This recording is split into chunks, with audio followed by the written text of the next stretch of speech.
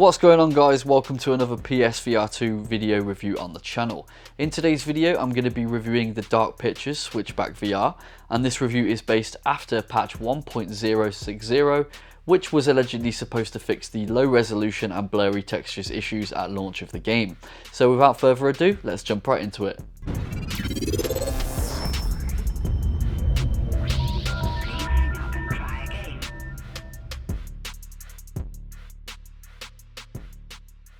So to start off, I'm going to talk about the graphics and answer the question that is likely on everybody's mind: did the patch fix the major issues the game had at launch? And the simple answer is no. The game still feels very much like a PSVR1 title and has not addressed the issues, it has instead tried to hide them. So this game feels more in line with Resident Evil 7 from PSVR1, and that came out in January 2017, nearly 7 years ago now. The textures are still flat and muddy, the game doesn't make any use of foveated rendering on the PSVR2, the assets in the foreground are still blurry, and the resolution does seem to have taken a very slight increase, but it doesn't actually do the game any favours because the textures are so bad. It actually emphasises how bad the game looks. And to make it worse, Supermassive Games seem to have increased the overall brightness of the game to make it look better, but that's now accidentally enabled a screen door effect, making it so you can see the PSVR2 lenses in front of your eyes. Now this is taken away from all the horror aspect of the game, all the tension. You can now see things in front of you that are supposed to be hidden as jump scares, so it's not good altogether, it's a bad patch. As well as that, I found if you take the gun and shoot some of the textures there, it actually doesn't hit them or damage them in any way. It actually has an invisible wall a couple of yards ahead of where you're shooting, and the bullets will hit those, completely breaking the immersion of the game. Moving on to discuss gameplay, this is unfortunately another shot in the foot for the game. Now right from the beginning of the game, nothing at all makes sense. It plays you a cutscene where you're a passenger on a train that crashes, but then instead of being a survivor in the wreckage, somehow you're now immediately transported to just being a passenger on a roller coaster. It doesn't make any sense and there's no continuity at all. The next issue is that the jump scares are so weak that I was often just left laughing at how ridiculous they were. And that's a huge contrast to how terrifying Until Dawn Rush of Blood was.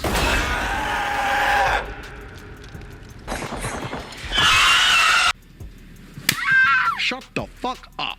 The game does utilise a really awesome next-gen feature where it uses the internal cameras of the headset in a don't blink scenario.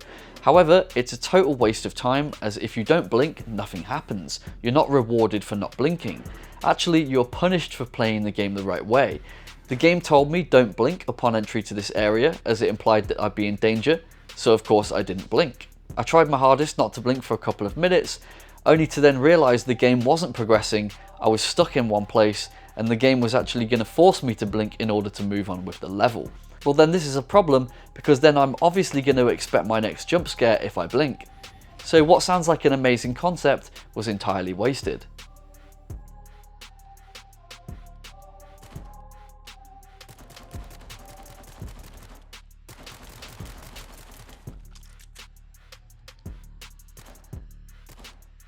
Another major issue I had with this game is it fails to recognise when you're trying to reload your weapons.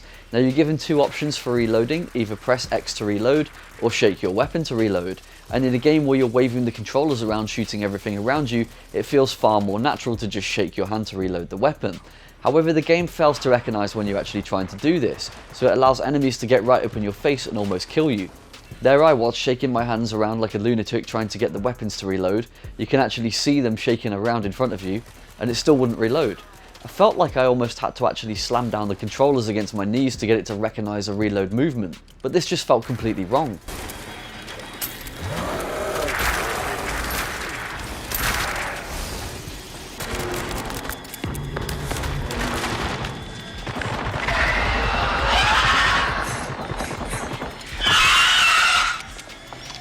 Moving on, just a quick note for sounds in this game, they also do feel like another wasted opportunity.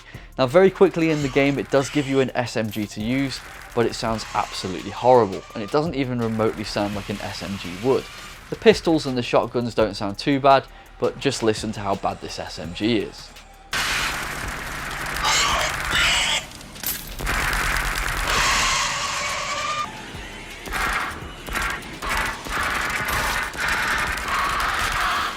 Now over to discussing price. It's important to note that this game launched in March 2023 and now we're approaching September 2023 and this game has not gone on sale once since the release, even with the plethora of negative reviews. Now priced in the UK at $32.99 and in the US at $39.99, it should definitely be avoided at that price point until a sale is offered. In summary, I tried really hard to love this game, and I say that with a heavy heart as I wanted this to be a game to really drive it home as the spiritual successor to Until Dawn Rush of Blood. Unfortunately, it fails at nearly every aspect of replicating what made the original game so great, and it fails to deliver any next generation graphics or features the right way, yet it's priced at a fully next generation cost. As it is not graphically or technically good, and the gameplay is not engaging, this game scores a measly 5 out of 10 from me and should only be purchased during a sale, or if you're someone new to VR that doesn't really care about quality content or graphics too much and you just want the casual experience. Now there will be those in the comments that disagree with this review and that's completely fine, but just bear in mind when you do comment that we've rated this game based on graphics, gameplay, sound and so on. It's not just been based on graphics alone. And as well as that, there are other companies out there such as the creators of Gran Turismo 7 and Resident Evil Village that prove that 4K graphics are completely possible with a high frame rate on this headset, so there's no reason for Supermassive Games to have cut corners on this title. For more PSVR reviews and content, please check out the channel and the other reviews. See you in the next one.